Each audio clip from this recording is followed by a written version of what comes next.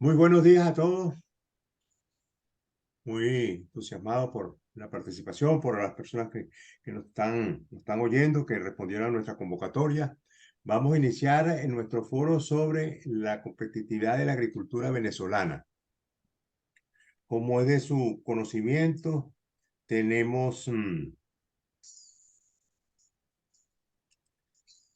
tres presentaciones y una sección de comentarios, conclusiones y preguntas.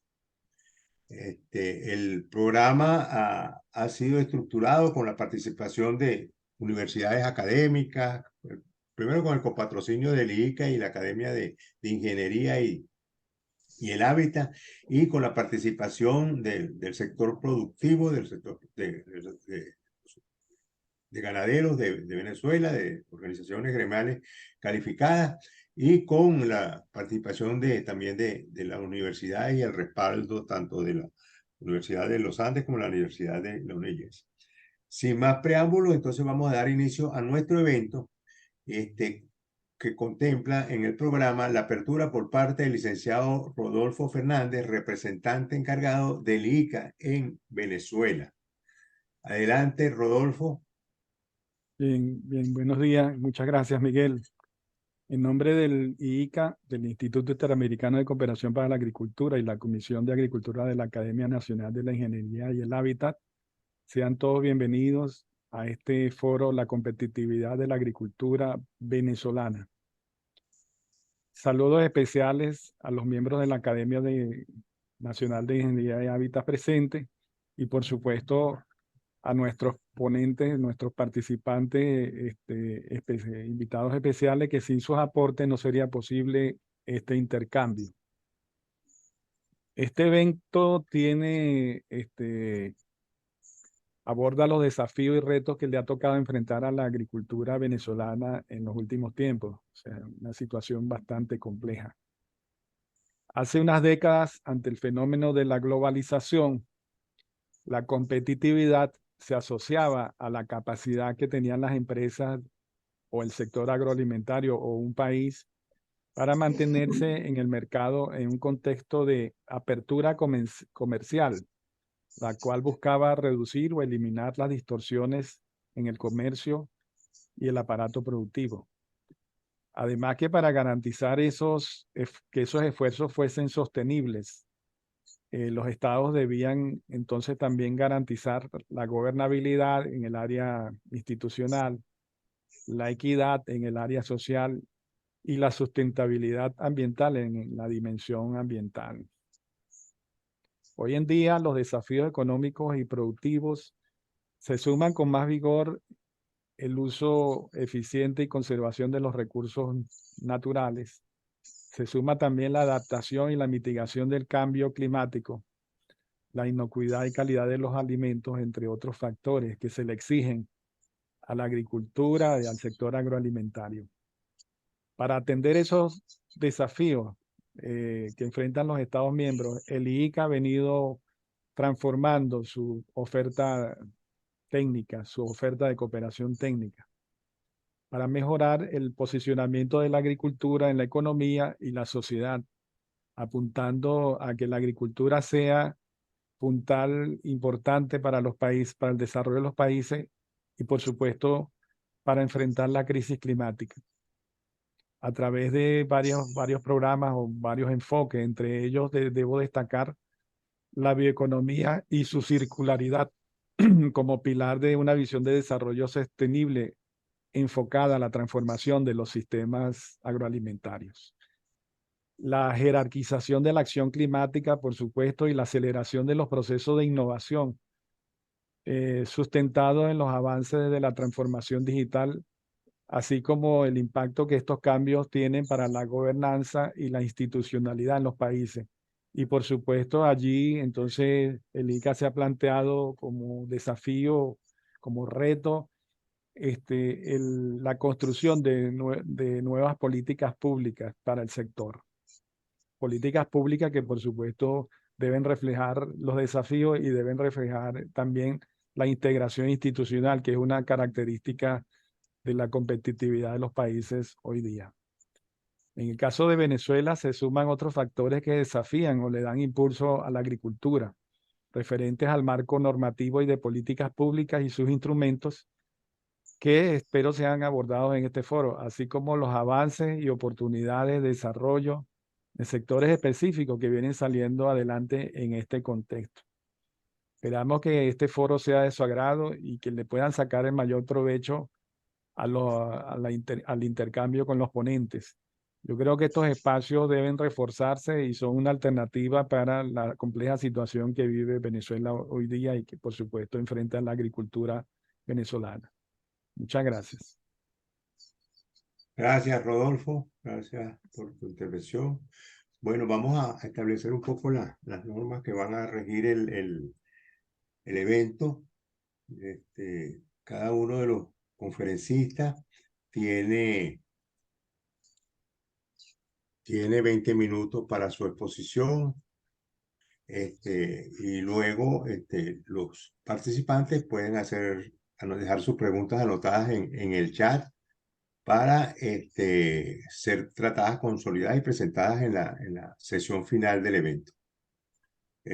Ahora le toca el turno al profesor Alejandro Gutiérrez, quien nos trae una presentación sobre los factores determinantes de la competitividad. El profesor Alejandro Gutiérrez, un destacado catedrático de la Universidad de los Andes, economista de formación,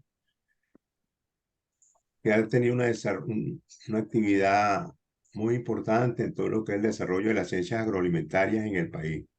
Él posee estudios de posgrado, de doctorado, con honores en la institución, en el CENDE, en el Centro de Estudios de Desarrollo de la Universidad Central de Venezuela, y también obtuvo un Master of Science en Economía en la Universidad de Iowa.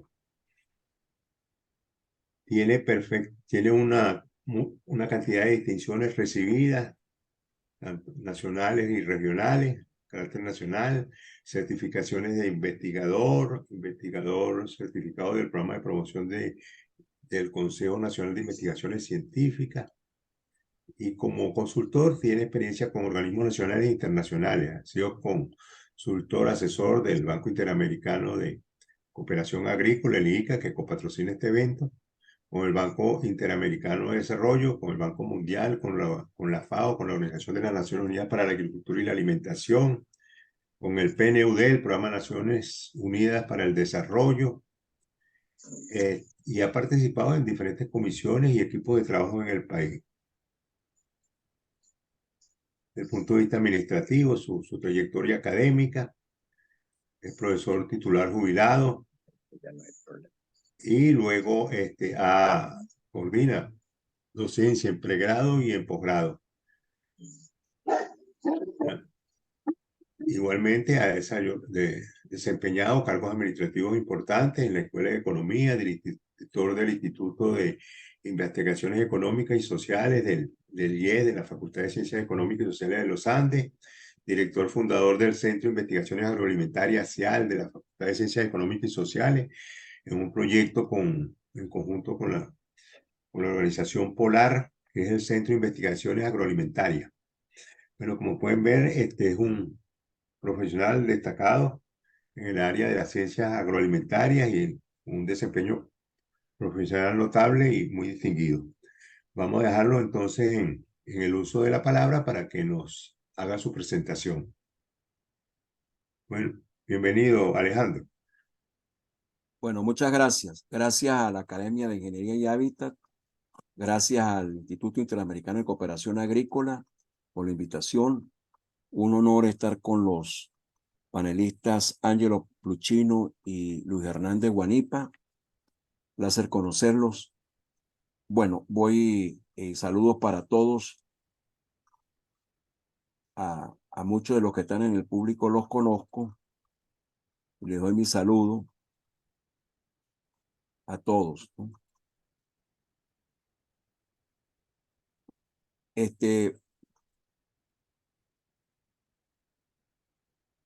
Ajá, ¿se ve y se oye? Sí, ya apareció, ya está proyectando. Ok.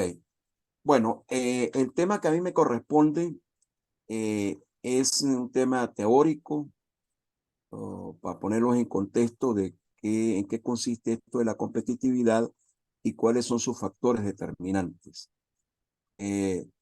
Vamos a hablar de qué es competitividad, cómo se diferencia del concepto de ventajas comparativas, cómo se relacionan ambos conceptos, cuáles son factores determinantes de competitividad según alguna parte de la literatura, aunque todos al final tienen elementos parecidos, y vamos a hablar del enfoque más popular, pues, muy utilizado aquí en Venezuela en los años 90, en casi todos los estudios de competitividad de cadenas agroalimentarias que se hicieron y de otros sectores de la economía. Y al final vamos a hablar de algunos factores inhibidores de competitividad. Bueno, la competitividad es un concepto que estuvo muy en boga en los años 90 y sigue estando en boga, sobre todo ahora cuando las grandes potencias económicas están en una guerra comercial, Estados Unidos, China, la Unión Europea, y están reviviendo políticas muy activas del Estado. ¿Para qué? Para afianzar la competitividad de sus empresas. Ese es el caso de las leyes en Estados Unidos aprobadas durante la administración de Joe Biden. Por ejemplo, la ley de semiconductores, con más de 52.000 millones de dólares de apoyo. La nueva política industrial de la Unión Europea, y no se diga de lo que está haciendo China para expandir sus mercados. Se dice que la competitividad de una empresa es su capacidad para suministrar bienes y servicios igual o más eficaz y eficientemente que sus competidores. La competitividad no es otra cosa que la capacidad de las empresas para obtener beneficios y mantener o aumentar su participación en los mercados, dadas unas ciertas condiciones de los entornos nacional y mundial. Se habla mucho de la competitividad de los países y hay una gran discusión sobre si el término competitividad se le puede aplicar a los países, porque en realidad las que compiten son las empresas, son ellas las que están por mantener o aumentar su participación en los mercados y obtener beneficios. Si no lo hacen, quiebran. Los países nunca quiebran. Los países tienen crisis, dificultades, pasan por momentos muy difíciles, pero los países no quiebran. En cambio, una empresa que no sea competitiva quiebra, sale del mercado, no se pudo sostener. La polémica alrededor de esto, se siguen publicando indicadores de competitividad en los países, el Foro Económico Mundial lo hace, y eso no está mal, porque en realidad lo que se refieren a esos indicadores es a condiciones de los países para apoyar la competitividad de las empresas, es decir, condiciones en materia institucional, en materia de infraestructura, en materia de educación, etcétera, etcétera. Entonces, que quede claro que compiten son las empresas, no compiten los países. Los países adoptan políticas para afianzar la competitividad de sus empresas.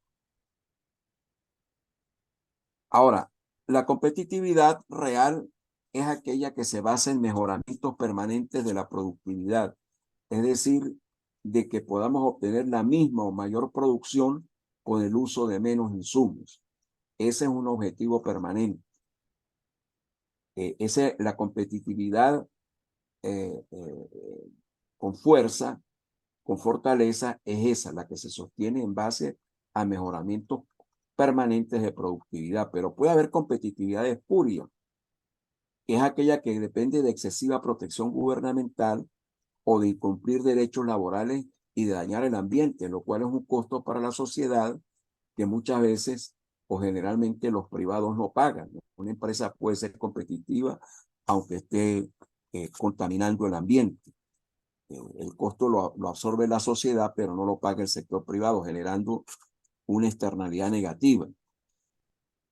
Entonces, lo que se aspira es a que la competitividad esté basada en mejores continuas y sostenidas de la productividad. Y la competitividad debe concebirse como un medio, como un instrumento para elevar el nivel de vida de una sociedad. Es decir, la competitividad no es un fin en sí mismo. Para las sociedades, la competitividad de sus empresas es para que sirvan para promover el desarrollo humano de ese país. Ahora, está también el concepto de ventajas comparativas.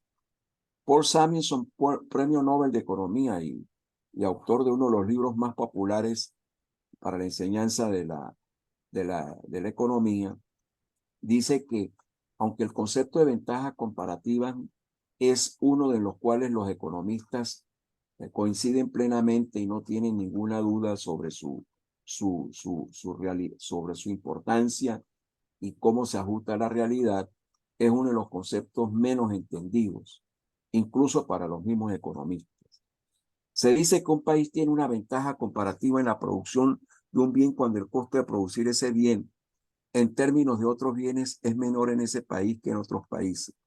El concepto de ventaja comparativa implica que cuando se va a producir un bien, se sacrifica la producción de otros bienes. Y se supone que se va a producir este otro bien porque el costo de oportunidad al usar recursos para producir ese bien va a ser inferior al que tendría si se produce otro bien. La teoría de las ventajas comparativas también dice que el comercio entre dos países puede beneficiar a ambos si cada uno exporta los bienes en los que tiene una ventaja comparativa.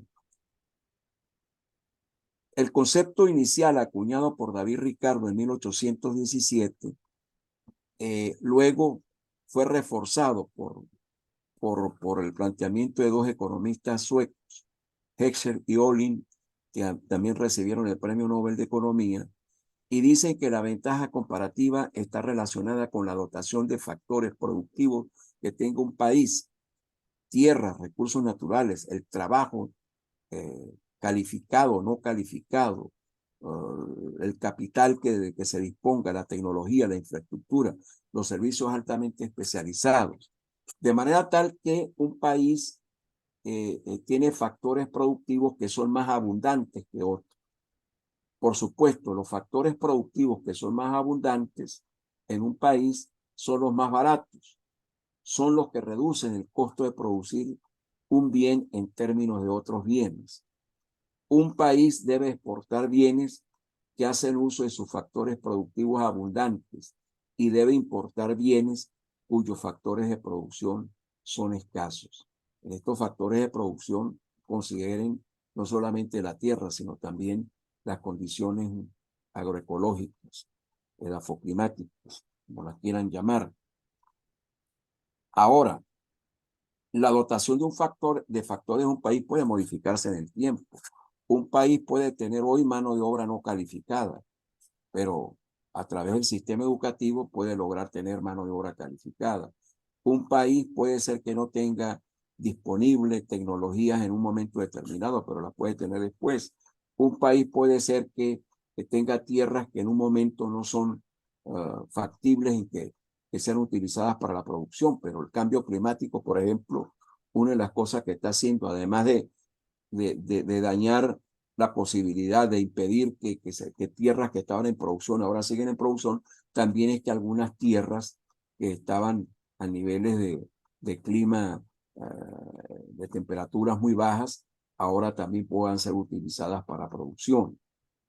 De manera tal pues que la dotación de factores de un país puede modificarse en el tiempo y lo que hoy, y un país puede ser que hoy no tenga ventajas comparativas, pero mañana puede tener ventajas comparativas para producir ese bien. Ahora, en los países existen bienes con ventajas comparativas a los cuales hay que construirle ventajas competitivas mediante estrategias para que esas empresas que producen ese bien pueda posicionarse en los mercados.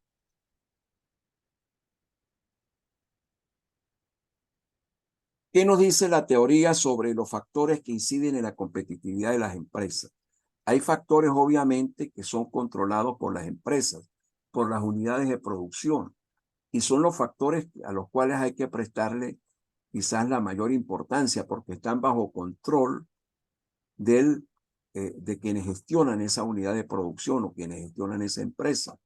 Son los que están bajo su control, que tiene que ver con las estrategias para posicionarse en el mercado, qué producir, cuánto producir, cómo, con qué tecnología, dónde vender, cuándo vender, cuáles son nuestros aliados, cuáles son nuestros proveedores, cuáles son nuestras alianzas para distribuir la producción, para comercializarla, cuáles son los recursos humanos que necesitamos captar, qué características debe tener, cómo acceder a financiamiento, conocimiento y tecnología. Es decir, hay un conjunto de variables que inciden sobre la competitividad que están bajo control de quien gestiona la unidad de producción. Pero hay factores que inciden sobre la competitividad que están controlados por el gobierno. Por ejemplo, la política macroeconómica y sus consecuencias, ¿no? La política fiscal y monetaria que si no es prudente, si no se maneja bien, puede llevarnos a tasas de inflación muy elevadas y por esa vía perder competitividad las empresas que funcionan en el país, que conducen a tasas de cambio sobrevaluadas que favorecen las importaciones y le restan competitividad a las exportaciones, ¿no? En realidad la política macroeconómica es fundamental, está bajo control de los gobiernos y define tres macroprecios que son fundamentales: el tipo de cambio, la tasa de interés y los salarios. Esos son los tres precios más importantes en una economía. También está bajo control de los gobiernos las leyes, marco institucional, las reglas de juego de la sociedad que tienen que ser bien claras para estimular la inversión privada, la creación de infraestructuras, servicios públicos y bienes públicos que no pueden producir los privados y que tiene que asumirlos el gobierno, la política de capacitación de recursos humanos y educación, y sobre todo la política comercial y de integración económica, la política de inserción internacional de un país que forma parte de la política exterior nacional, y eso es atribución en las constituciones de los gobiernos. Ahora, hay una serie de factores que también inciden sobre la competitividad que son difíciles de controlar. Por ejemplo, no podemos controlar los precios de los insumos en mercados competitivos, los precios mundiales, sobre todo si somos un pequeño país que incide muy poco en la oferta y en la demanda mundial. Los estándares, la forma como evoluciona la exigencia de estándares de calidad, las normas sanitarias y ambientales, ¿no? Las condiciones y tendencias de la demanda en un momento determinado, el cambio tecnológico, otros. Finalmente voy a referirme a el enfoque más popular explicativo de la competitividad, trabajo que paradójicamente se llama la competitividad de las naciones, pero realmente es la competitividad de las empresas, desde el año 1990. Aquí se hicieron muchos estudios en el país, el IICA promovió muchos de ellos en el caso de algunas cadenas agroalimentarias. Ahorita se acaban de hacer hace 2, 3 años de la Organización de Naciones Unidas para el Desarrollo Industrial, que está trabajando en algunas cadenas específicas en el país. Hicieron estudios para mejorar el desempeño competitivo de esas cadenas. Entonces, lo que plantea Porter es que las empresas, para ser competitivas, deben innovar permanentemente. Innovar quiere decir mejorar procesos ya establecidos o desarrollar nuevos productos que puedan ser aceptados por el mercado, ¿no? Innovar requiere invertir e incorporar progreso tecnológico a los procesos productivos. Por supuesto que la innovación se da en un ambiente de negocios que estimule las inversiones y que permita que haya incentivos para innovar. Por ejemplo, respeto a los derechos de propiedad intelectual. Porter finalmente nos dice que existen factores determinantes de las ventajas competitivas de las empresas y esos factores se interrelacionan y se refuerzan entre sí. Y esos factores conforman un diamante. Aquí lo pueden ver a la derecha, ¿no? Esos factores son las condiciones de los factores productivos, y aquí Porter retorna y puede verse claramente la relación entre ventajas comparativas de un país y competitividad, porque obviamente las ventajas comparativas iniciales de un país, las condiciones de los factores productivos, es un factor determinante de competitividad. Las condiciones de la demanda, la existencia de economías de aglomeración, de industrias relacionadas y de apoyo en un contexto geográfico determinado, la estrategia, estructura y rivalidad de las empresas, y como otros factores agrega el gobierno y los hechos fortuitos. Quizás en nuestros países el gobierno no es otro factor, es un factor muy importante para la competitividad. Aquí pueden ustedes ver con más claridad ese diamante de Porter, y entonces podemos decir que en condiciones de los factores que determinan competitividad están obviamente las condiciones agroecológicas, las condiciones de clima, las condiciones de los suelos, ¿no? La infraestructura que exista, el hecho de que tengamos algunos factores más avanzados, más complejos, por ejemplo, tener sistemas de financiamiento que funcionen para los productores, ¿no? Más allá, o la organización de los productores, etcétera, ¿no? Institutos de investigación y de transferencia de tecnología. Sí, hay factores que son dados por la naturaleza, pero la verdadera competitividad no se sostiene solamente sobre factores dados por la naturaleza, sino sobre factores avanzados y más complejos, recursos humanos altamente capacitados, centros de investigación y transferencia de tecnología, sistemas, organizaciones de los productores que le permitan obtener financiamiento, etcétera, en el caso del sector agroalimentario. Un segundo factor es la estrategia y regularidad de la empresa. La competitividad requiere de un ambiente competitivo, no de la proliferación de monopolios o monopsonios o de pocos compradores para la producción. Requiere de un ambiente donde haya leyes que estimulen la competencia entre las empresas, y esa competencia hace que las empresas se vean obligadas a innovar, lo que los economistas llaman eficiencia X.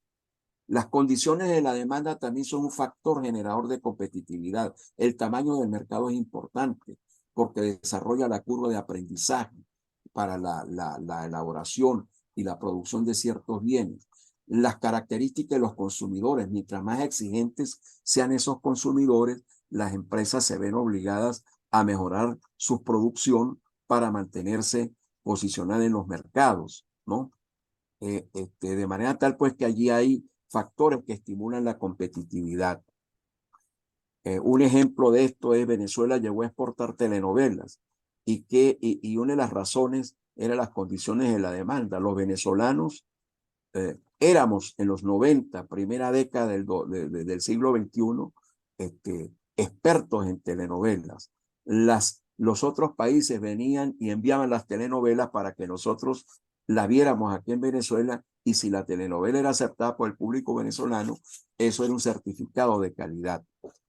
Las industrias relacionadas y apoyo tienen que ver con que, bueno, en un contexto geográfico determinado, tiene que haber economías de aglomeración, tiene que haber aglomeraciones de empresas que se vendan y se compren servicios, que se apoyen mutuamente.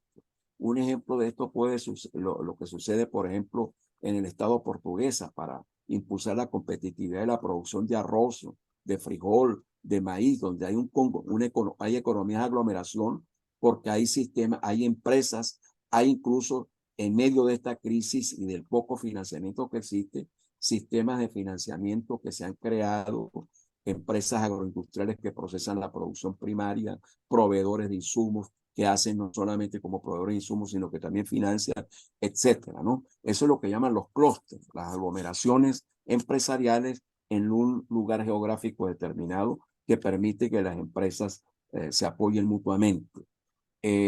Bueno, el gobierno obviamente es un factor. Porter no le da tanta importancia quizás en nuestros países, Esto es un factor importante de competitividad. Las nuevas políticas industriales que desarrollan las grandes potencias en el mundo nos hacen pensar que el gobierno pues juega es un factor importante, sobre todo gobiernos que tienen capacidad financiera, los de la Unión Europea, Estados Unidos, la misma China, etcétera, están en una guerra por posicionar los productos que generan sus empresas en los mercados, de manera tal pues que tenemos un retorno de la política industrial, vino viejo en botellas nuevas, aquello se llamó sustitución de importaciones. Esto va por el mismo camino. El gobierno tiene que crear las condiciones macroeconómicas de estabilidad, ¿verdad? Tiene que crear la infraestructura, las externalidades positivas, tiene que crear un ambiente para las alianzas público-privadas, etcétera. Y hay hechos fortuitos, por supuesto, que afectan la competitividad, las tragedias, ¿no? Los cambios, el cambio climático, que ya no están hechos fortuitos, ¿no? Que cada vez nos afecta más, catástrofes naturales, plagas, enfermedades, etcétera. Por supuesto que eso inciden, inundaciones, ¿no? Que destruyen infraestructura. Eso son factores que pueden incidir en la competitividad. Bueno, finalmente, en los años 90, donde en todos los países de América Latina fue muy popular toda esta literatura relacionada con competitividad, el grupo de Michael Porter hizo un estudio en los países andinos y escribió un libro que se llama Descubriendo las fuentes ocultas de la competitividad. Algunas de las conclusiones más importantes tienen que ver con los patrones de comportamiento inhibidores de competitividad que tienen los empresarios. Uno es la excesiva dependencia de los factores básicos, o sea, factores productivos básicos como fuentes de competitividad.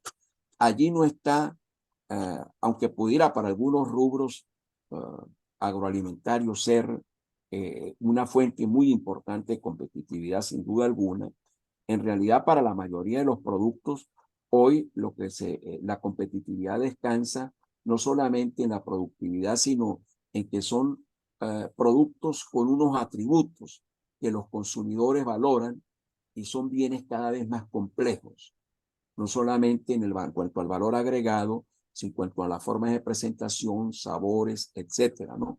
Entonces los factores básicos son una fuente importante de competitividad, pero no nos podemos basar solamente en aquellos factores que son heredados que nos dejó la naturaleza. El conocimiento deficiente de los clientes y del mercado. Hay que estar pendiente de qué es lo que quieren los clientes, cómo está evolucionando el mercado, cuáles son las preferencias de los consumidores.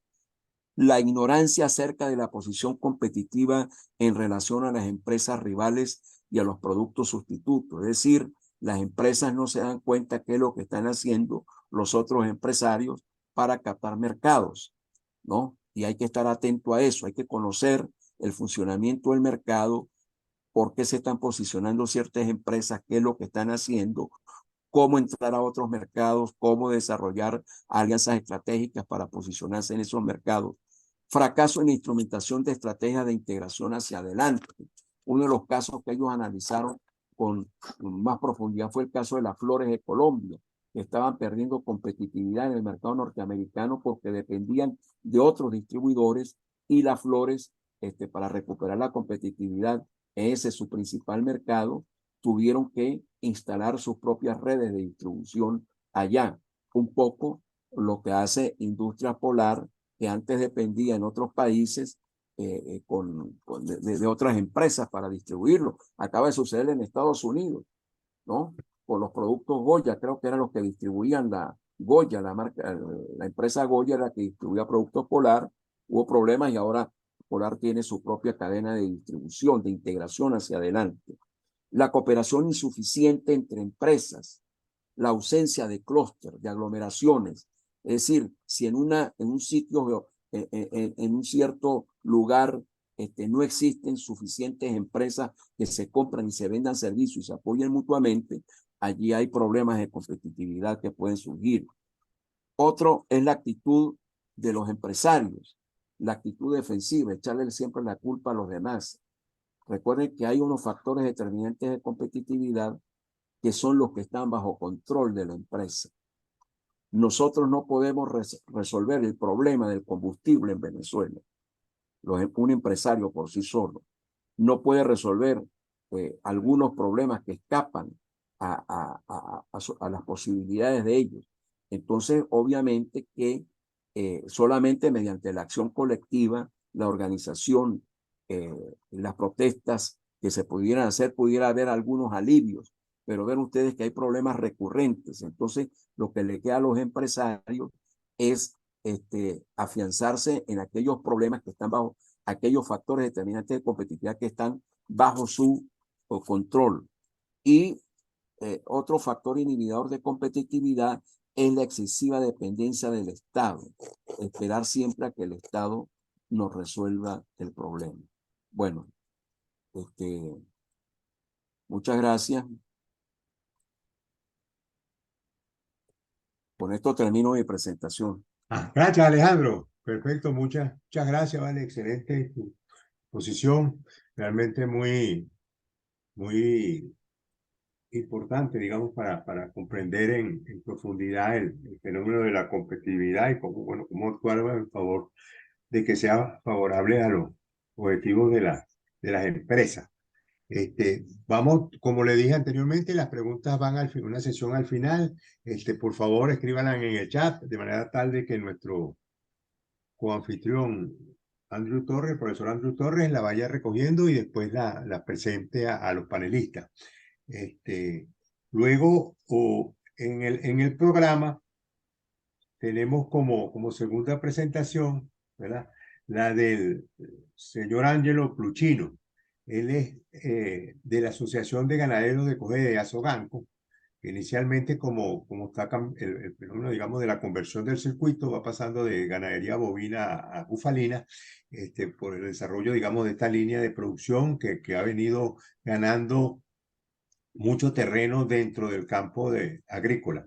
De hecho, Venezuela pasa a ser uno del primer país en cuanto a la existencia de búfalos, del rebaño bufalino, y desde el principio ha venido atacándose en los dos frentes, el mercado interno y el mercado internacional, en el cual ha tenido mucho éxito en la colocación de sus productos. Vamos con esta presentación preliminar, vamos a darle la palabra al señor Pluchino para que nos narre en específico la experiencia de este sector, de esta actividad, y su ponencia se denomina El búfalo potencial para la exportación. Adelante, señor Pluchino. Muy buenos días, muchísimas gracias realmente por darme esa oportunidad de poder expresar primero. Muchísimas gracias a los panelistas, todo. De alguna manera, poder expresar realmente cuáles son los problemas que nos atañen acá en Venezuela para pensar en ser competitivo a exportación. Realmente le voy a hablar solamente de un renglón que se refiere a la ganadería y en específico al búfalo, a la ganadería de búfalo, y todos los problemas que tenemos son enormes porque el campo ha sufrido muchísimo de esta debacle que lamentablemente hemos tenido, donde hubo la expropiación de más de 7 millones de hectáreas de tierra, donde quedaron ciertas lesiones bastante profundas todavía en el ánimo de todos aquellos que estábamos muy, muy entusiasmados en la producción del campo. El gran optimismo nos está llevando ahorita a encontrar nuevas salidas a todo esto. Creo que nos estamos sobreponiendo. Realmente se está buscando la manera cómo exportar, porque con el consumo interno con un poder adquisitivo tan deprimido, es difícil también sobrevivir. Y a eso tenemos que ajustarnos a ciertas competencias externas, que eso es una competencia desleal cuando lo nuestro estamos limitados por el mismo bloqueo y por muchas cosas. Estamos limitados a la producción, al acceso a los bienes de consumo, todo se nos encarece por ser justamente por el mismo bloqueo, no hay acá presencia de laboratorio, no hay presencia de distribuidores de equipo, de distribuidores de maquinaria, todo tiene que ser a través de intermediarios y eso hace que se nos encarece todo. Sin embargo, la voluntad es enorme y la gana de salir adelante son enormes. Me voy a referir al búfalo específicamente, que es un animal de muchísimo futuro. Estamos posesionados y situados de una manera competitiva en cuanto al mundo por ser un animal originario de los países asiáticos y sabemos perfectamente que de los países asiáticos no pueden exportar o no exportan casi ninguno, ni el animal en sí, ni tampoco el subproducto. Y hay productos como la mozzarella, por ejemplo, que es algo espectacular, que es algo ya muy posesionado en el mercado mundial, pero la oferta es muy limitada del mundo entero. En el caso de ese renglón específicamente, los únicos que ofrecen son los italianos, o sea, una oferta de Italia, pero con una población muy limitada de animales que apenas llegan a unas 500.000 búfalas. Luego le sigue Brasil, pero tampoco exportan. Luego le sigue un poco Colombia y apenas llega a 450 o 500.000 búfalas también. Y nosotros tenemos la enorme posibilidad de insertarnos en el mundo como exportadores de sus productos para búfalos y también del animal como tal. Pero tenemos limitaciones. Tenemos limitaciones para exportar animales de la fiebre aftosa, que todavía no hemos logrado certificar como país libre de fiebre aftosa. Y esas son limitaciones que no nos permiten acceder al mercado internacional. Tenemos excelentes animales y ya estamos cerca de los 3 millones de cabezas de búfalo en Venezuela, donde estaríamos en el mundo, aparte de los países asiáticos, pero en el mundo occidental, el país con mayor cantidad de búfalo y toda con vocación lechera, que esa es la finalidad del búfalo realmente. Pero lamentablemente no podemos exportar porque se está abriendo una gran posibilidad en los americanos que quisieran llevárselo para Estados Unidos, pero de Venezuela no podemos exportar para ninguna parte, ni siquiera al vecino país de Colombia, de manera legal, porque estamos vetados por la fiebre aftosa. Se está trabajando enormemente. Tenemos 70 años. Aquí no solamente ha sido un gobierno, han sido muchísimos gobiernos que tienen la responsabilidad de no haber logrado la certificación y es el único país de toda América que todavía seguimos siendo afectados y vetados por la aftosa. El único país que no ha logrado certificar, Venezuela, el único país. Y realmente se está trabajando muy duro en tratar de lograr la certificación. Hay posibilidad de certificar y eso nos abriría la puerta que tanto se necesita en Venezuela, poder exportar buenas calidades de ganado vacuno que tenemos, el de la distinta raza, pero específicamente el renglón del búfalo, tendríamos grandísimas oportunidades competitivas para poder insertarnos al mundo, pero tenemos esa limitación.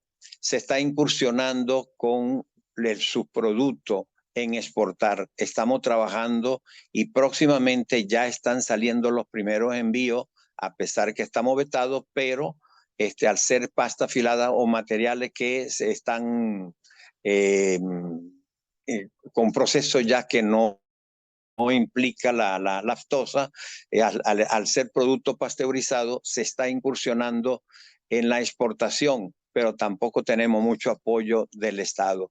Se nos hace un poco difícil ser competitivo en cuanto al apoyo que se necesita de un gobierno que le facilita, que le simplifique. Hay 1000 obstáculos y entre ellos a veces tener que parar un transporte por falta de combustible. Sin embargo, realmente hay una enorme voluntad y veo en las distintas asociaciones que uno participa y hace vida una enorme fuerza de voluntad, amor a la patria y un gran deseo de salir adelante y creo que vamos bien encaminados. Me refiero solamente a este renglón porque es lo que más domino. Hablar del resto a nivel nacional, sabemos todas las dificultades que hay. Estamos saliendo de las peores, pero vamos por muy buen camino. Creo que hay grandes esperanzas y definitivamente es lo único que nos queda, es pensar en la exportación, insertarnos a la economía internacional y tenemos grandes posibilidades. Pero hay que trabajar bastante fuerte en todo eso, como ya dije, en tratar de superar muchísimos problemas. Esperemos que de alguna forma el gobierno nos vea como una alternativa, que no es solamente exportar petróleo y otras cosas más, sino también exportar bienes de consumo masivo, como pueden ser subproductos de la ganadería y también parte de la ganadería. Bueno, es lo más que le puedo realmente decir. Tenemos grandes esperanzas, lo vamos a hacer, hay muchísimas dificultades, pero cada vez se aclaran muchos panoramas y eso es lo que nos queda.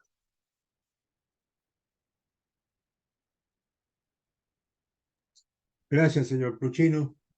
Bueno, dando continuidad aquí al evento, el otro ponente, el ingeniero Luis Hernández Guanipa, tiene problemas por un corte de luz en su casa. Él todavía no ha podido hacer efectiva su entrada aquí a la sala y por tanto no contamos de su participación aún. Él está tratando de ver cómo solventa.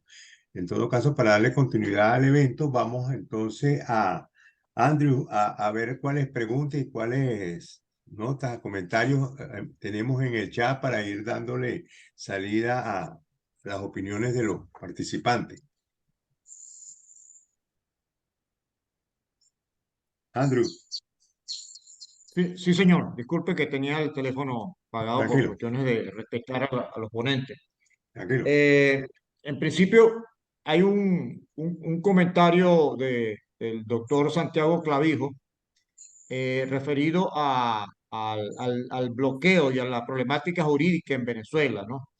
Y el respeto a los derechos de propiedad, tanto físicos como intelectuales. No sé si el doctor Alejandro Gutiérrez quisiera hacer un complemento al respecto. No, muy poco, o sea, efectivamente hay un conjunto de inversiones, de inversionistas que pudieran venir al país, empresas, etcétera, pero no ven que este sea un país donde prevalezca el imperio de la ley, que haya calidad institucional. Por eso es que la calidad institucional es fundamental y por eso es que, a diferencia de otros países, aquí el gobierno juega un rol relevante como factor determinante de competitividad. Pues, bueno, tenemos que superar la crisis política que estamos para que podamos nos puedan ver como un país donde funciona más o menos las leyes y donde hay ciertas garantías para los inversionistas, ¿no? Sí, muy bien. Sí, allí el señor Angelo Pruchino incluso hizo unos complementos con el caso Bufalino, ¿no? Eh, una para el señor Angelo Pruchino, de Miguel Herrera. ¿Cuáles son las razas bufalinas dominantes en el mercado bufalino venezolano? La raza dominante que tenemos son la raza Murra y Mediterráneo.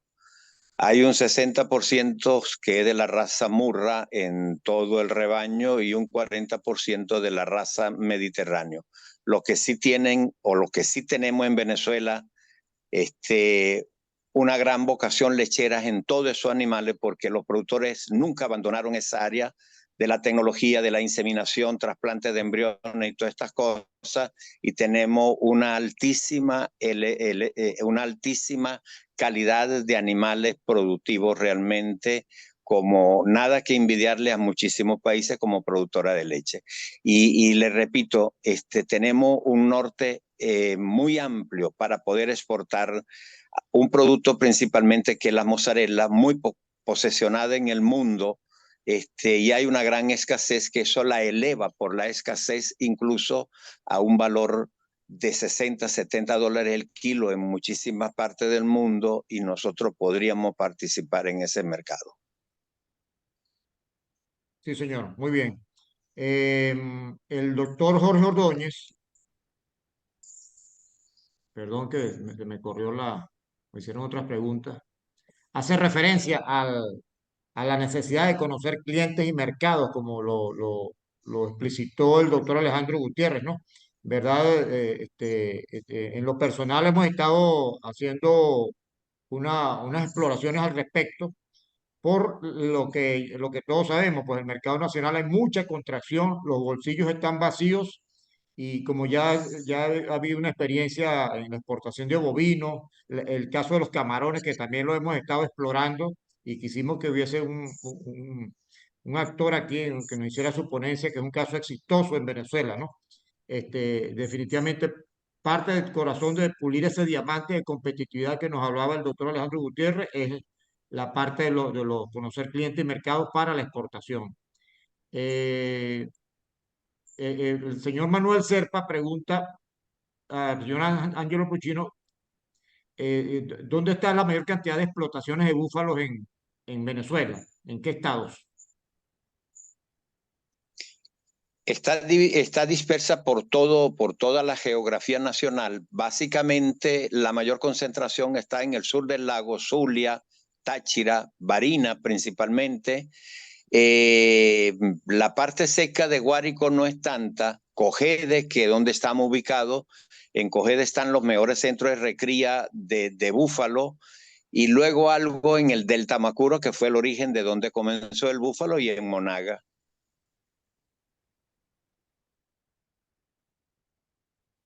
Muy bien.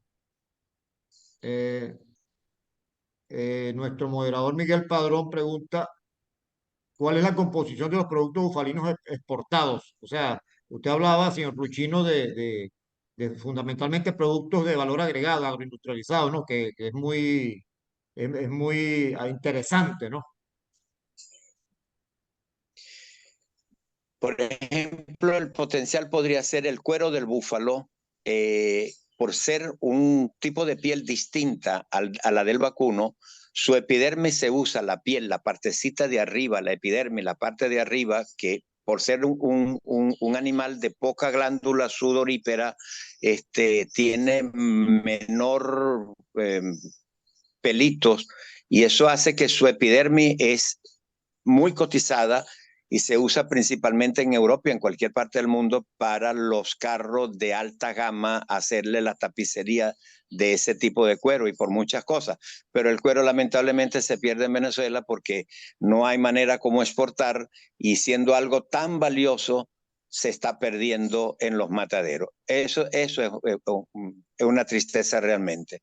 En cuanto a el subproducto de la leche, el renglón que más se utiliza, que más se solicita en el exterior, es la mozzarella, la famosa mozzarella, y luego algo que es de la misma familia, la burrata, que está en boga en el mundo, donde le han dado un enorme valor, pero también por la escasez. Y eso hace que sea más cotizada. Y nosotros podríamos exportar grandes cantidades de mozzarella para todas partes del mundo. Si los italianos suplen una parte de toda Europa o gran parte de Europa con su poca cantidad de animales, nosotros con estos colosos que tenemos acá como Estados Unidos, un pueblo de muchos consumidores, sería una gran oportunidad con la mozzarella, la burrata y dulce de leche de búfala. Son muchos productos, subproductos de la búfala, que podríamos aprovechar todos esos mercados. Magnífico, señor Ángelo. Por aquí el señor Armando H, no me sale el apellido, no sé si es Armando Hernández. Hernández, Armando Hernández. Ajá, lo que pasa es que colocó una sigla acá, dice, ¿existe algún estudio donde se demuestre que la presencia o impacto de la FA a fiebre aftosa es muy poco o no existe su presencia? Para el señor Ángelo, ¿no? Realmente es una cuestión de voluntad política lo que ha sucedido, porque nosotros tenemos en Venezuela desde el año 2013 que no hay un solo caso, desde 2013, son 10 años, un solo caso registrado de fiebre aftosa. Más bien nuestros vecinos sí la han tenido, nos echaron la culpa que fue por Venezuela y nuestras asociaciones y FEDENAGA se preocupó en demostrarle, se empeñó en demostrarle que el origen de sus problemas allá, no voy a estar nombrando países, no era por Venezuela. En Venezuela, desde el año 2013, no hay un solo caso de aftosa. Lo que no se han hecho son realmente los protocolos, no se le ha puesto empeño para tratar de certificar, pero no tenemos casos de aftosa. Está justamente muy correlacionado con nuestra contracción económica, ¿eh? Desde el año 2013. Por acá el señor Así. Bernardino López nos dice que un comentario complementario allí. Es muy importante que los productores se involucren a través de las asociaciones para iniciar zonas libres de aftosa. Para ello se requiere la participación activa de los gremios, que no se quede ningún animal sin vacunar. Esto lo certificamos en lo personal en el campo de los cereales, en donde hacemos estudios y de verdad que hay una gran diferencia en aquellos territorios donde las asociaciones gremiales hacen vida activa y hacen progreso en el conocimiento y difusión, actividades de extensión con los productores. Eh,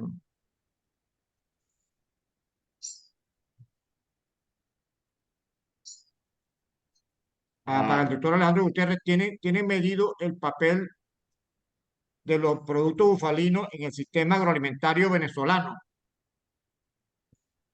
No, mira, Que si tienen pedido, medido, lo que si hay Sí, sí, mediciones de la importancia, no hay ni esta.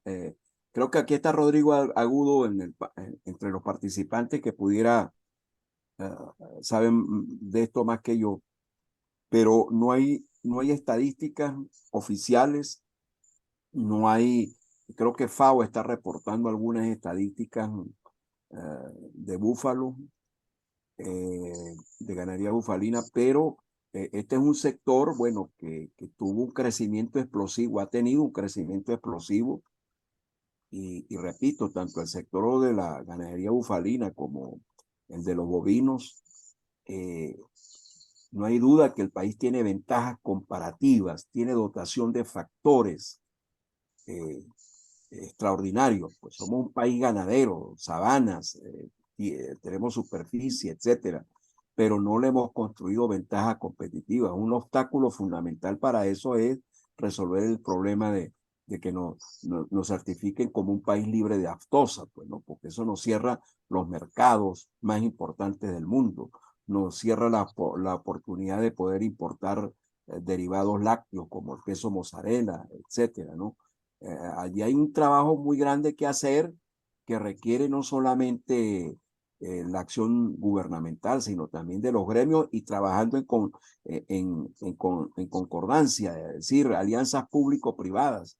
Eso es lo que se hace en cualquier país que tenga mediano éxito en exportación. El gobierno y los gremios, los empresarios trabajan juntos porque les interesa posicionar productos de esas empresas en el mercado para que se genere empleo. Sobre otros comentarios que hubo por allí que tienen que ver con el mercado, fíjense.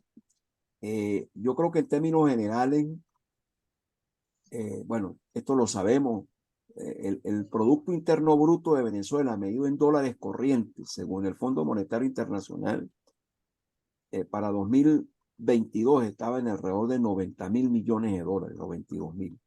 Pero ese Producto Interno Bruto fue en 2012 de 340.000, 360.000 millones de dólares. Es decir, nos redujimos entre un 75-80%. Si tenemos un mercado muy pequeño, muy estrecho, entonces hay que pensar en buscar mercados, como lo han mencionado Ordóñez, como Armando Hernández. Saludos, Armando, muchos años sin verlo. Hay, es decir, un mercado muy pequeño que se hace más pequeño aún, no solamente por la gente que se ha ido, sino por la desigualdad en la distribución del ingreso. Son una pequeña porción de la población que tiene ingresos superiores a los $1.000 mensuales. Eso no llega al 20%, ¿no? Entonces usted los ve en los restaurantes comiendo carne, y comiendo paellas y comiendo cosas, y usted qué quiere que eso es para una pequeña porción de la población. Entonces, el país tiene que buscar mercados externos, no tiene otra alternativa. ¿Qué vamos a hacer con todo el plátano que producimos? No nos podemos comer todos nosotros. ¿Qué vamos a hacer con toda la carne que producimos? Con toda el queso mozzarella que podemos producir. Tenemos que buscar mercados. Allí donde están las posibilidades. Y hay un conjunto de factores que pueden estar atentando contra la posibilidad de que nos posicionemos en esos mercados, ¿no? Algunos tienen rápida solución, como tiene que ver con la permisología, ¿no? No sé cuántos pasos tiene que hacer alguien, eso lo denunciaba un empresario muy importante del gremio de la chocolatería, pues, o sea, con lo que les cuesta, los pasos que tienen que dar para exportar cacao y productos más procesados del cacao, etcétera. Eso se resuelve. Eso se resuelve con taquillas únicas. En América Latina todos los países han adoptado, todos los países que exportan las taquillas únicas, pero tiene que haber voluntad política, tiene que haber presión de los gremios y tiene que haber alianzas público-privadas para resolver los problemas más urgentes y de más fácil solución. Pero repito, no tenemos alternativa con el mercado nacional. El mercado nacional va a seguir siendo pequeño ya es pequeño y va a seguir siendo pequeño en los próximos años. De manera tal, pues, que aquellos productos que tienen ventajas comparativas, hay que construirle ventajas competitivas, hay que buscarle mercados externos. Sí, señor. Complementamos un momento la respuesta del doctor Gutiérrez porque hemos hecho estudios en algunas líneas, en algunos rubros y creo que es necesaria la apertura de algunos gremios al trabajo de la consulta. No sé si el ingeniero Rodrigo Agudo, que está presente, quiere complementarnos al respecto. Mira, disculpa, Rodrigo, si vas a intervenir, también echa un poquito el cuento de lo de los camarones, porque realmente la actividad camaronera ha sido exitosa en cuanto a exportación y esto ha sido producto de una agresiva conducta y, digamos, de acercamiento de las asociaciones de productores de Asoproco, en este caso, a los mercados y a tratar de conocer internamente cuáles son las restricciones, cuáles son las limitaciones, conocer los mercados y conocer las exigencias y las especificaciones que hay que ajustar dentro de los procesos productivos para satisfacer esa normativa. Ese ha sido un caso bien importante y creo donde, digamos, el movimiento gremial, los dirigentes gremiales han tenido un papel protagónico en la apertura de esos mercados. Y hay otro elemento que de lo que yo he conocido de las conversaciones con ellos, es que están muy atentos a la evolución y a los movimientos dentro del mercado. Y cuando digo esto es siempre buscando nuevas oportunidades y evaluando las que tienen a los efectos de ir adaptándose y acoplándose a las nuevas exigencias y que nunca lo agarren fuera de base. Ayer en el del cacao hablaban mucho de la parte de la trazabilidad de los productos que es necesario para poder garantizar su colocación en los mercados internacionales, conocer su origen y todos los pasos intermedios que ha pasado el producto en su transformación. Entonces, en ese contexto es que se ha movido mucho, se ha logrado el éxito de la actividad camaronera, digamos en parte, y venciendo también mucho las limitaciones internas del marco legal y de la burocracia en la gestión de los permisos de exportación. Rodrigo, si puede intervenir algo alrededor de eso, Rodrigo, sería bien interesante y aleccionador porque esa ha sido una experiencia exitosa en realidad en nuestro país. Adelante. No se oye. ¿Aló? ¿Qué pasó? Hola. Rodrigo. Ah, Rodrigo. Si está presente, seguramente tiene el internet ¿El un poco micrófono lento. cerrado? No, lo tiene abierto, pero seguramente es el internet. Ah, bueno. No, yo estoy aquí habilitado, pero no sé si me Habilitado, oyen. está Ahora sí se habilitado, te oye. estamos escuchando. Ahora sí se oye. Ok, no, primero quiero señalar, ¿me oyen? Sí, bien. Se ve bien, Perfectamente. Rodrigo. Pues lo primero que quiero señalar es que, bueno, primero felicitar al oponente, saludar afectuosamente a don Ángelo, líder, y además, él no lo dice por prudencia, pero además sus ganaderías son de las que están premiadas con la mejor genética de...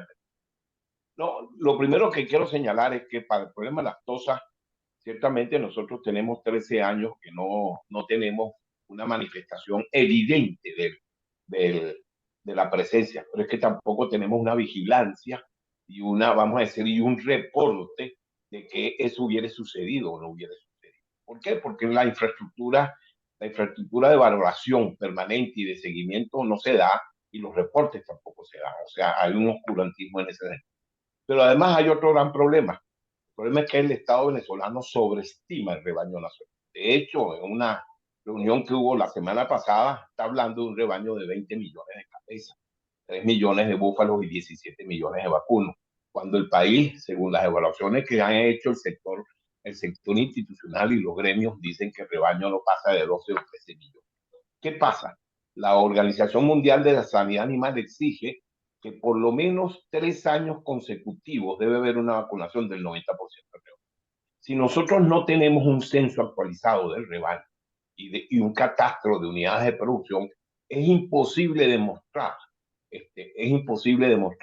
que haya una vacunación del 90%.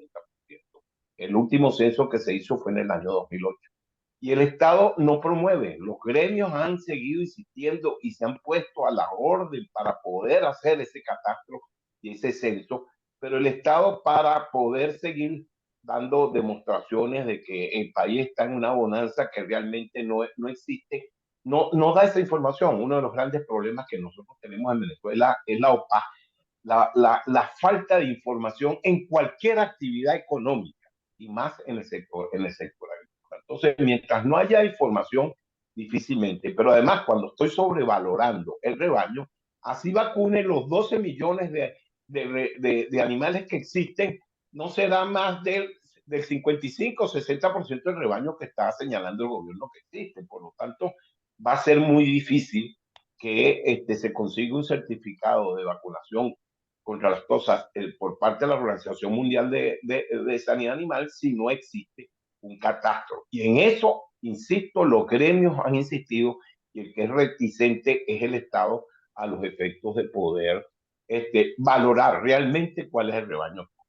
Eso un poco con respecto a lo de que era la...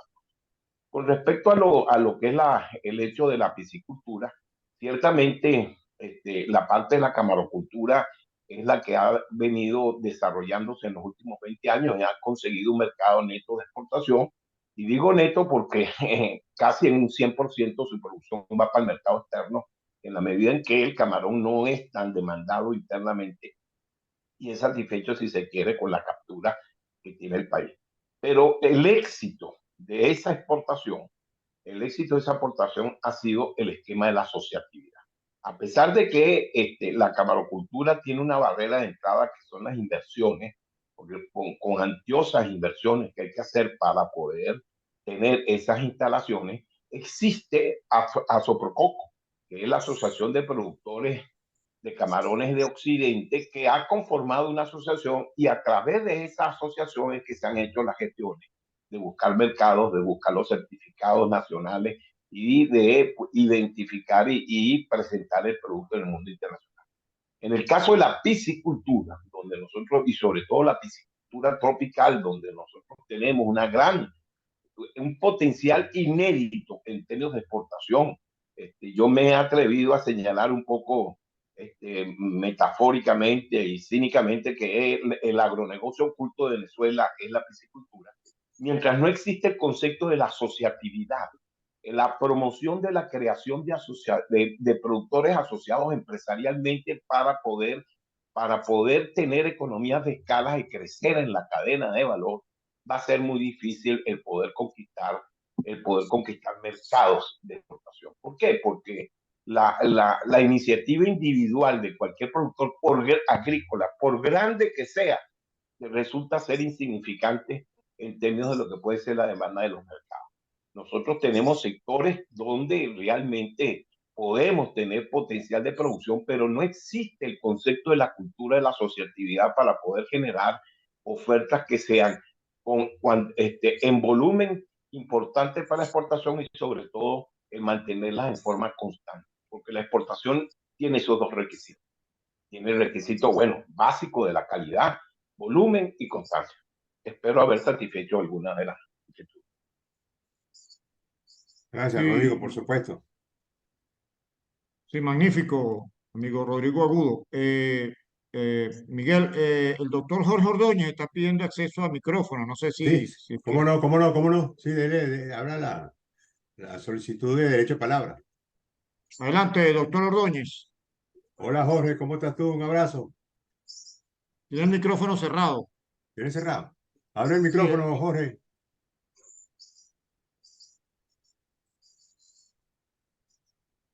Jorge.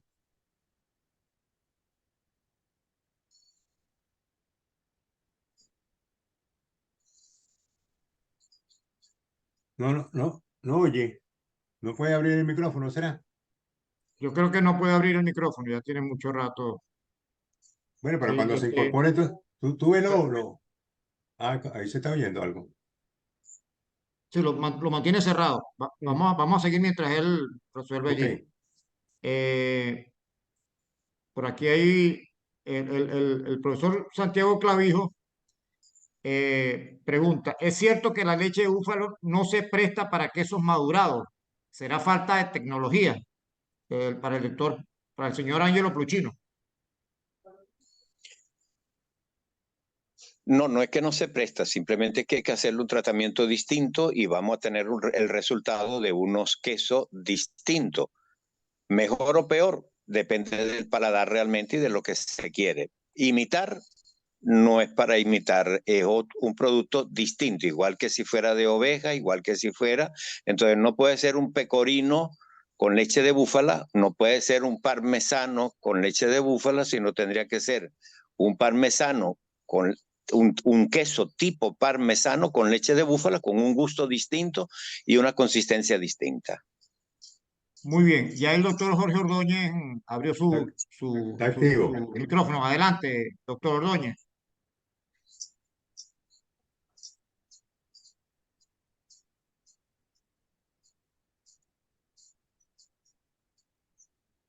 Sigue teniendo problemas, ¿verdad? Sí, sí, vamos con otra mientras tanto. Aquí hay es de conocimiento del mercado, lo que mucho enfatizó el doctor Gutiérrez y el señor Pluchino y el mismo doctor Ordóñez por texto, ¿no?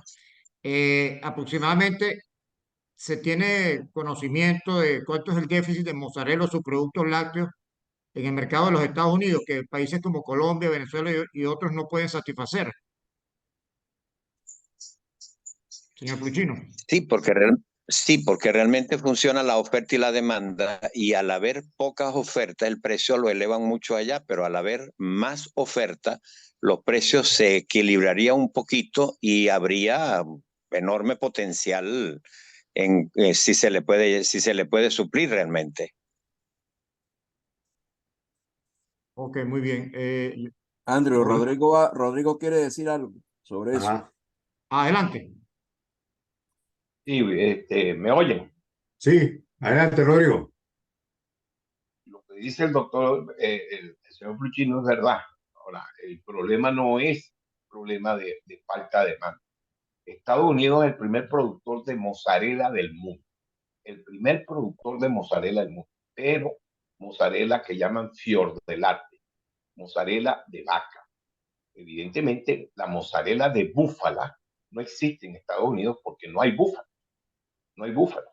Estados Unidos es el mayor productor de mozzarella del mundo. ¿Por qué? Porque existe un fast food en base a pizza que demanda eso, así como el mayor productor de queso, de queso cheddar, que es de origen inglés, también es Estados Unidos, ¿Pero por qué? Por un fast food que existe que pide el cheeseburger. O sea que el mercado americano es ese. El problema no es la falta de demanda, sino el desconocimiento del producto. Y abrir un mercado, y repito, abrir un mercado con un producto nuevo, evidentemente tiene unos costos de inversión y de promoción brutal. Y más un mercado como el americano, donde es el primer productor de leche del mundo y, como digo, es el primer productor de quesos del mundo. Por lo tanto, tiene que ser una estrategia de segmentación, identificando mercados internos de consumo cultural, como evidentemente la red de restaurantes italianos, etcétera, que valorarían lo que puede ser un queso mozzarella de búfala. Pero aquí entramos con otro problema. Y el problema es que la mozzarella es un queso fresco, un queso de poca vida, o sea, es un queso no perecedero. Por lo tanto, el poder exportar la mozzarella como mozzarella, y lo han hecho. Bufalinda hizo y ganó un premio en Estados Unidos por mucho tiempo. La Guanota también, con el finado y gran amigo Héctor Escarnone, tenía un mercado en Nueva York, pero eran 3, 4 amigos de restaurantes. Por lo tanto, habría que llevarlo por vía aérea, por su perecita, y es muy costoso. Llevar la mozzarella hecha a Estados Unidos es muy costoso. Creo que la oportunidad que se tiene es llevando insumos o sea, un producto hecho 100% con leche búfala, pero intermedio, de oferta al mercado industrial, para que los que procesan mozzarella en Estados Unidos puedan hacer una mozzarella de búfala made in USA, que son los que ya tienen el mercado desarrollado, el que abastecen ese mercado de consumo cultural y que pueden diferenciar. Y en ese sentido, habría que llevar esos productos intermedios congelados que le permitan transportarlo. Eso significa construir un mercado. Entonces, y construir un mercado cuesta, y hay que tener un poquito de paciencia y buen humor para sacar muestras, dar muestras, ir presentando la calidad del producto, hasta diferenciar el mercado que puede valorar lo que es ese producto, como es el mercado. Acordémonos que Estados Unidos tiene la colonia italiana más grande fuera de Italia, y el mejor ejemplo lo dijo el señor Puccino al principio. Italia es un país productor de queso brutal, pero la mozzarella no representa más del 2-3% del consumo de queso en Italia. Y por eso, evidentemente, es un producto muy específico, fresco, que cuesta comercializarlo. Lo dijo el señor Puccino, habría que crear productos nuevos. Y crear un producto nuevo, primero creo que el mercado hay que hacerlo en el país, con un producto nuevo, para después medir cuál es su respuesta en competencia con los productos vacunos, y las empresas nacionales que trabajan los productos en base a vaca normalmente se dificultan en comprar leche búfala para procesarla en base a los productos que hoy se hacen aquí, como el pecorino, el parmesano, etcétera, etcétera, etcétera. Excelente, amigo Rodrigo Agudo. El doctor Jorge Ordóñez ya tiene enviado el micrófono. Adelante, doctor Ordóñez.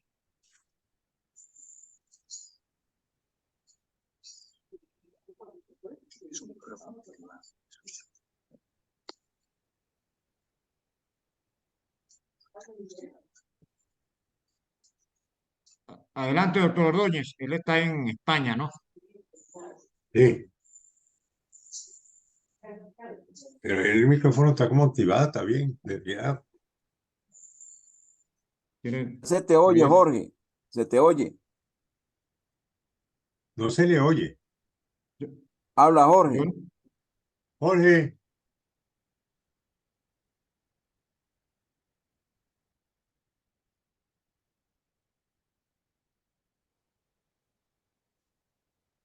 seguir teniendo problemas.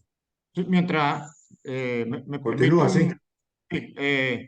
un complemento a la clase magistral que nos dio al inicio el doctor Alejandro Gutiérrez, y que nos complementó muy bien el señor Pluchino. hay un producto, lo digo como consumidor y como estudioso de esta parte, un producto para mí estrella que tiene el señor Pluchino, no sé cuál es el rango de comercialización territorial, que es el suero cremoso, eh, eh, marca Bufalina, ¿no, señor Pluchino? Es un producto de verdad novedoso, me han preguntado desde el exterior, valga la cuña, señor Puchino, sobre ese producto. Esos son los mercados de nostalgia, esa cantidad de venezolanos que se han ido al exterior y que el caso del Grupo Polar lo ha aprovechado muy bien colocando sus plantas en Colombia, en Texas. Creo que está montando una en España para colocar su harina de maíz en esos productos. Hay que pensar un poco en ese producto. No sé qué dice al respecto el señor Puchino. Sí, como no, no es Bufalinda, nuestro producto es Bufilat. Bufilat, realmente que estamos acá en Cogede. Hemos tenido una gran aceptación con ese suero cremoso. Es un subproducto del queso, pero maravilloso, ha salido muy bien. Se hizo una formulación que ha gustado muchísimo y ha tenido una gran aceptación. Pensar exportarlo por ahora quizás no, pero sí es posible y está dentro de los planes también. Y quiero complementar algo de lo que dijo el doctor Agudo. Realmente hay que diferenciar, cuando nos referimos a mozzarella, es la verdadera mozzarella, la que se debe llamar mozzarella, es la que se hace con leche de búfala. Y eso es el mercado que se está buscando en Estados Unidos. Mozzarella de leche de vaca no sería mozzarella, es fior di latte. Se le ha dado el nombre de mozzarella y mozzarella se le llama también ese queso de barra que se corta en rebanada para hacer sándwiches y esas cuestiones, se le llama también mozzarella seca, pero la verdadera mozzarella fresca tiene que estar hecha con leche de búfala. Y por supuesto, a veces viene con denominación de origen como mozzarella Campania, que ya por ser tan reconocida, cuesta un dineral. Pero nosotros podríamos complementarla muy bien. Y quiero agregarle algo más. Tendríamos la gran oportunidad de ofrecer, buscándole la vuelta, y en eso estamos y creo que lo vamos a lograr, y el doctor Agudo lo sabe porque también está en eso y creo que lo vamos a lograr. Estamos muy cerca ya de poder exportar un producto intermedio que viene siendo la mozzarella, hasta cierto punto la cuajada, y luego reactivarla en Estados Unidos, y va a quedar casi tan igual como la mozzarella fresca. Y para un mercado como Estados Unidos va a estar muy bien, que hay un paladar no tan refinado para eso, pero sí que lo aceptaría. Creo que lo vamos a lograr. Ok, muy bien. El doctor Jorge Ordóñez salió, como se le recomendaron por allí, y va a volver a entrar para tratar de hacer su participación activa, ¿no? Miguel, creo que hemos cubierto todos los comentarios y preguntas, ¿no? Las inquietudes. Voy a seguir buscando por aquí. No sé si al respecto alguien quiere participar. Yo también me comuniqué con Eduardo para ver si iba a entrar a la reunión para saludarnos, pero debe ser que está complicado, los mismos problemas del internet que no nos deja.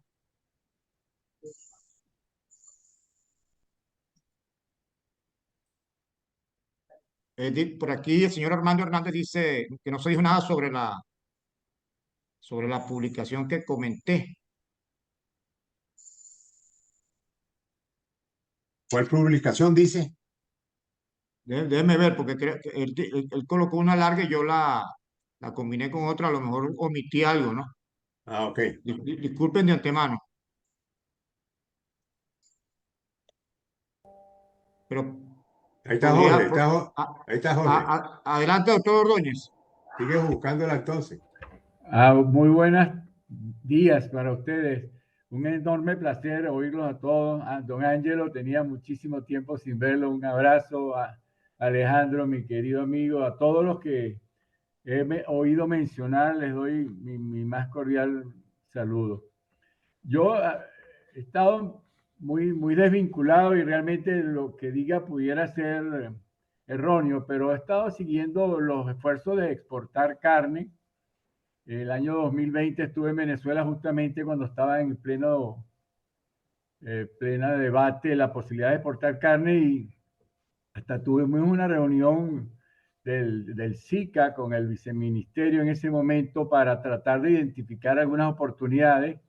Y en esa ocasión yo mencionaba la posibilidad de entrar en el mercado de carnes procesadas, carnes cocinadas, a veces de spam, carnes de almuerzo, todos esos productos que se encuentran en todos los mercados, tanto de Europa como los Estados Unidos, ¿no? Recuerdo que buscando información en ese momento encontramos que el príncipe Carlos, hoy rey, decía que con eso lo habían criado a él en la posguerra, ¿no?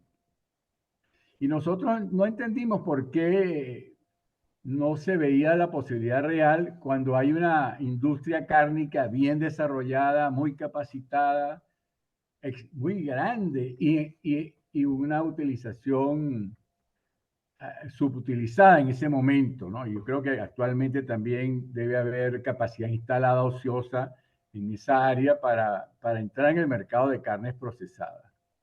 Esa es una cosa que quería decir, pero básicamente yo respaldo plenamente la opinión de Rodrigo en el sentido de que necesitamos asociativismo. O sea, ninguna empresa en Venezuela está en capacidad de cumplir con todos los requisitos para poder entrar sola en el mercado, en cualquier mercado que sea. Solamente contrabandeando ganado se puede hacer algo de exportación, ¿entiendes? Yo creo que necesitamos mucha unidad a lo largo de toda la cadena, porque no bastan los industriales, ni los comerciantes, ni los mayoristas, ni mucho menos los productores, para exportar. Necesitamos que haya una unidad en la cadena y una unidad para lograr los volúmenes que se necesitan para sacar. En una oportunidad estuvimos con Ángelo en Costa Rica tratando de exportar mozzarella de búfala para los Estados Unidos y los volúmenes que hablaban hacían imposible,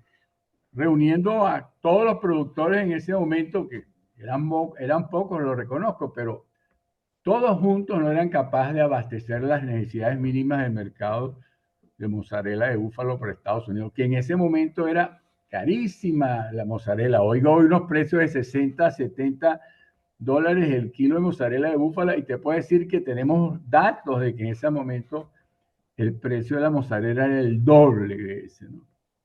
Y la otra cosa que me preocupa es que en Venezuela, cuando hablamos de calidad de carne, solamente mencionamos dos vertientes, ¿no?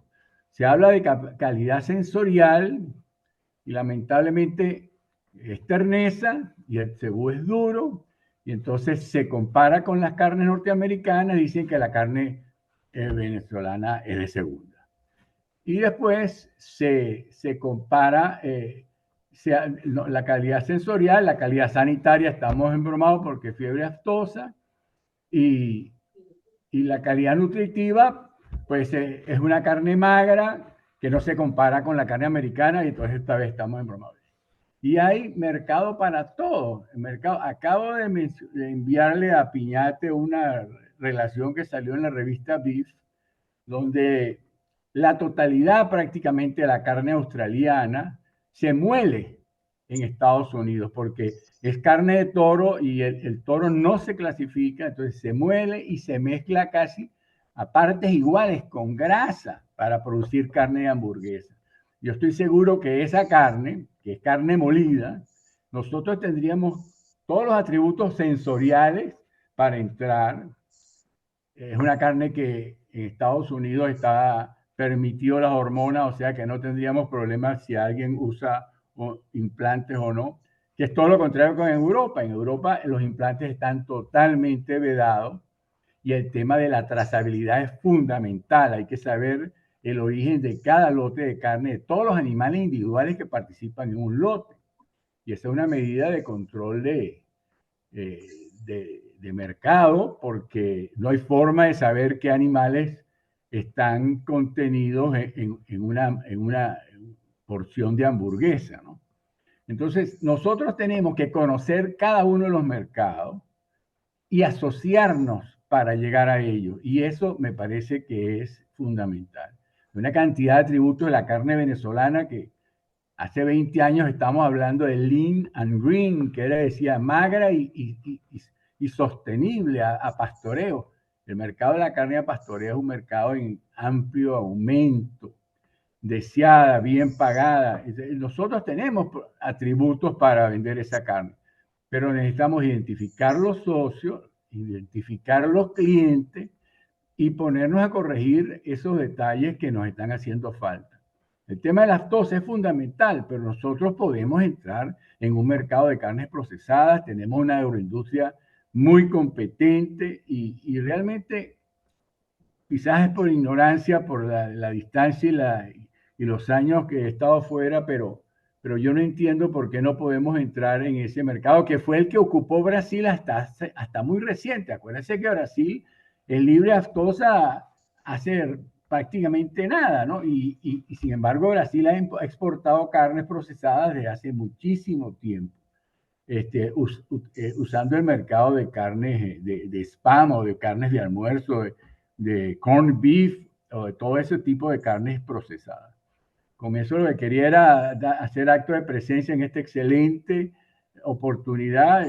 Alejandro es un teórico, pero que ha venido hablando de competitividad antes de que esa palabra existiera, ¿no? Cuando nadie hablaba de competitividad. Ya Antes de Samuelson, antes de Samuelson. Sí, seguro que antes que existiera la palabra competitividad, ya Alejandro nos la estaba explicando. Y estoy muy gratamente complacido de haber participado. Un saludo a todos. Gracias, Jorge, gracias. Gracias. Magnífico, valió la pena esperar al doctor Ordóñez, ¿no? Por aquí ubiqué una pregunta que hizo el señor Armando Hernández. ¿Existe alguna publicación que recoja la experiencia de 70 años de la cría bufalina en el país? Con el señor Pluchino, ¿no? Sí, sí.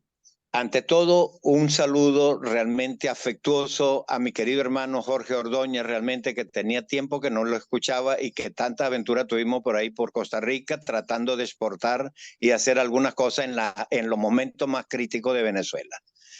Sí hay varios trabajos, hay varios libros realmente recopilados con relación a la historia del búfalo en Venezuela. Están muy claros, están recopilados, creo que son en 2 o 3 libros. No recuerdo el nombre en este momento, pero se lo puedo conseguir con muchísimo gusto. Sí lo hay. Y como todas las cosas, recuerden que Venezuela los últimos 20 años ha sido todo a la desbandada, todo ha sido fuerza de voluntad, pero no ha habido ese amor, ese empeño por hacer las cosas ordenadas como deben ser.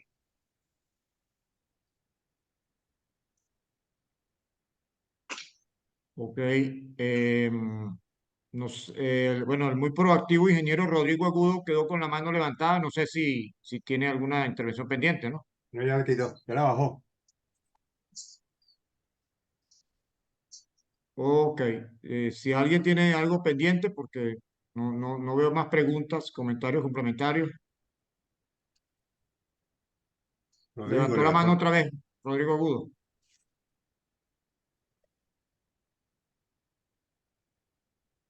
Adelante, Rodrigo.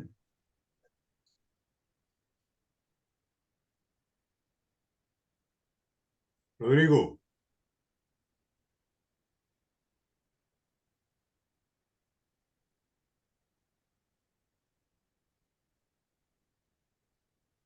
Activa el micrófono, Rodrigo, que no está. Ah, no, sí está activo. No está activado porque está en.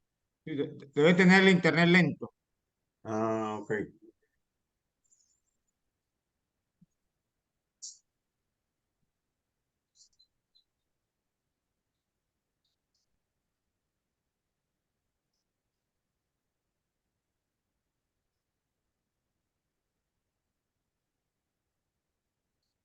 Bajó la mano ahora. Eh,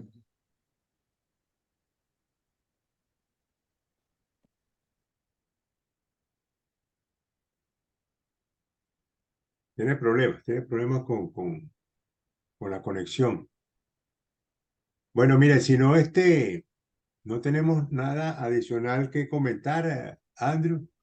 Bueno, bueno, vamos por aquí hay un comentario, me parece muy a- complementario del doctor Francisco Contreras Márquez de la Universidad de Carabobo, la Facultad de Economía, ¿no? Ajá. Él dice que aunque no pertenece al sector, ¿verdad? Otro problema es la carencia de un mercado de capitales que proporcione soporte crediticio para cubrir el ciclo de caja con la naturaleza de los procesos agrícolas y pecuarios. Lo mencionó el doctor Gutiérrez en su intervención al principio, pero por supuesto que esa parte es muy dura. Y en el caso del Estado portuguesa, sí se ha iniciado un proceso de crédito, de movimiento de bolsa, y es lo que de alguna manera en Portuguesa ha movido el sector agropecuario, según estudios que reporta Ecoanalítica, ¿no? No sé si el doctor Contreras quisiera participar. ¿Vio el micrófono? Yo le pediría al doctor Contreras también que me dejara su número de teléfono, porque hay una línea de trabajo dentro de la Comisión de Agricultura en ese sentido. Básicamente de buscar formas no convencionales de financiamiento, de apalancamiento financiero para la actividad agrícola. Que no sea solamente el crédito y las solicitudes directas presentadas a través de las taquillas de las bancas, sino el mercado de capital y la participación en la bolsa. Entonces, sería bien interesante si nos deja su número de teléfono para contactarlo y poder conversar a ese respecto. Le agradecería. Sí, yo lo tengo, Miguel, se lo puedo dar muy gentilmente de parte del doctor Contreras. Gracias. Por aquí Rodrigo comenta que hay un libro, El Búfalo, excelente bibliografía, cuyo autor es Otto Gómez, para lo que consultaba al Armando. principio el señor Armando Hernández, ¿no?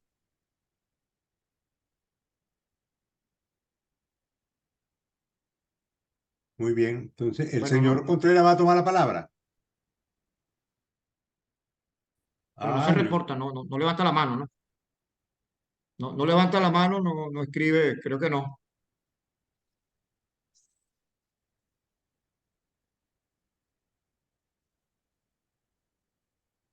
Bueno, entonces vamos a dar por concluido el acto. Vamos a agradecerle a todos los participantes, muy especialmente a nuestros ponentes, Alejandro Gutiérrez, al señor Pluchino por su participación, sus conferencias tan interesantes y documentadas y de mucha utilidad para todos. Bueno, vamos a agradecerle la participación, verdad que para el tiempo que hemos estado, 34 personas todavía están conectadas. Muchas gracias a todos por sus intervenciones y por sus comentarios. Vamos a publicar eso en el canal de la Academia de Nacionales y también en el DICA, seguro que lo sube Rodolfo. Muchas gracias por su participación y lo esperamos ver en el próximo evento. Muchas gracias. Que pasen Gracias a buenas tardes. ustedes.